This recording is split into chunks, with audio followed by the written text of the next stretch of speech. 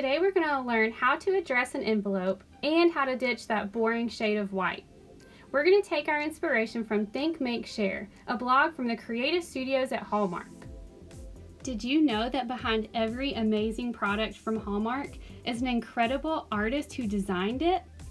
This blog showcases the joy and creativity that these artists bring to the table every day.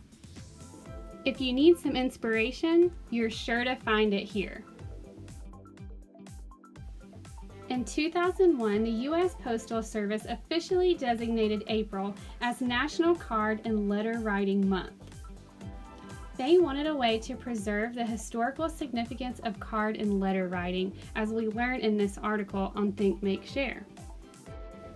Although we are looking at photographs of beautifully creative envelopes, we first have to learn how to address an envelope.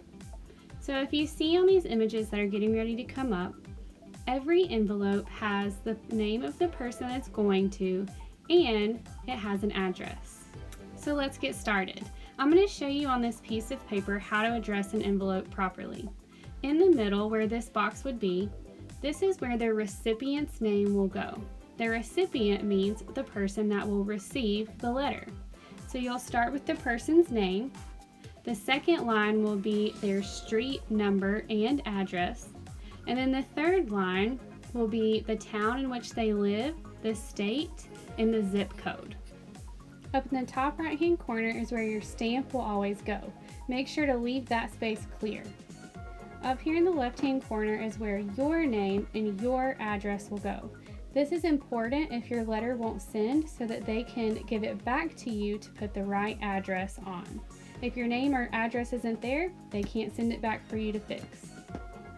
Once you're finished addressing your envelope, now you get to do all the decorative designs. This can be done by drawing, by cutting and gluing, by painting, scribbling, whatever your heart desires.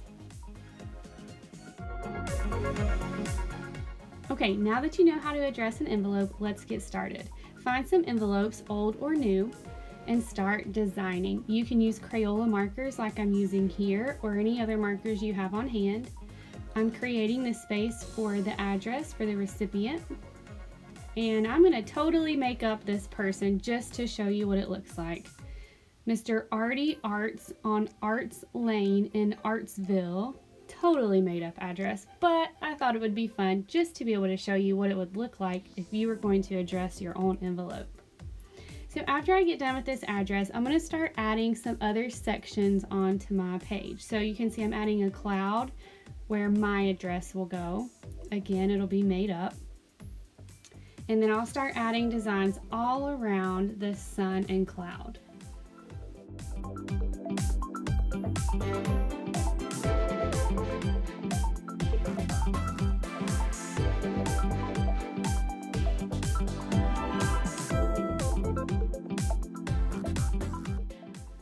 You can see I left room in the top right hand corner for the stamp right there. And the front is done. Now I can move on to the back. I always design the back too, because the person receiving the letter sees both sides.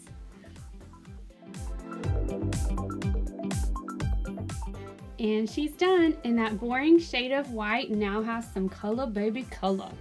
All right, moving on to my next envelope. This one I'm going to use some recycled painted paper that I have, and I'm going to cut a box for the recipient's address. If you know who you're sending it to, you can go ahead and write in the address, but maybe you're just making an envelope for later. If that's the case, you can go ahead and just leave it blank. I do encourage you to use creative lettering whenever you do decide to fill in the address. So you can see here, it's just regular writing, but I'm kind of paying attention to my letters to make them a little bit more creative than if I was just writing really quickly. I'm going to continue to use my black pen for designs this time. So even if you don't have colorful markers, you can still use a black pen to add your design. So you can see I just did a stitching element around there. Now up in the top, I didn't make a box or a space this time. I just wrote the sender's address in the corner, and that's totally fine too. Remember to leave room for that stamp in the top right hand corner for later.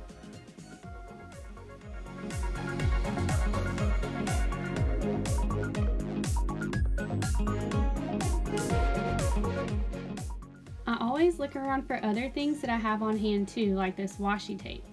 You can do this with any kind of tape, even if you have that black tape that your grandpa or dad might have for electrical wiring. You can use that.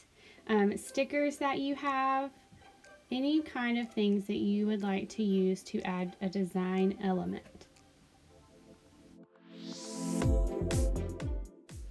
Alright, and on to my last envelope. This time I'm going to use primarily things that I found in my little trash can. So all of these papers were recycled.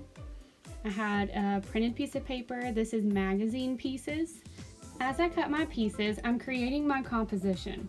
Composition is an art. It's just the placement or arrangement of the visual elements. So basically, it's just arranging all of my pieces how I want them.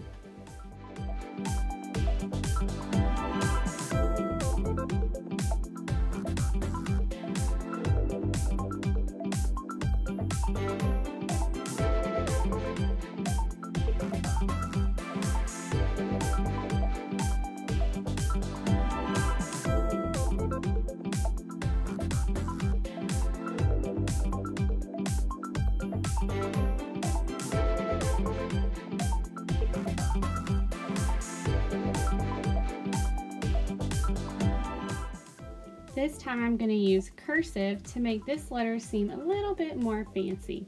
You can use cursive if you want to also, but if not, you can write in a different style of font.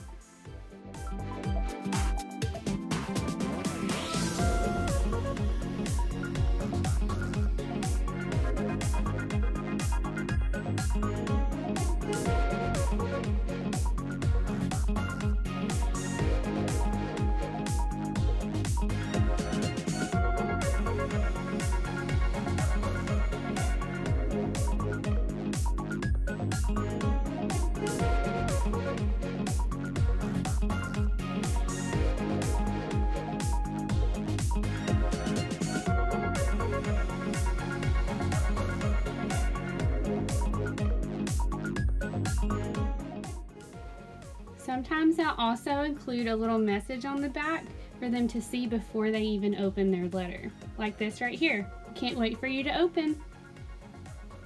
And now I have 3 boring envelopes that have went from drab to fabulous. Alright friends, now that we've learned all that. So the purpose of making an envelope is because you're sending a letter. So I know some of you don't have stamps if you're like me, and you're not prepared to send out a letter right now. But what you can do, and what my hope is that you will go ahead and create a stack of Happy Mail that you have available to send later. So once you have designed all of these envelopes, then you will have a stack of really amazing envelopes to stuff some Happy Mail to send to somebody later. So instead of writing all of the addresses on there, you can just create the boxes and then you have a place to write later. So I'm gonna make a part 2 video that's just painting and stamping the envelopes and letters for later. So if you're interested in that, you can watch the next video. It'll be linked at the end. In case you have paint at home and you want to create some painted envelopes and cards.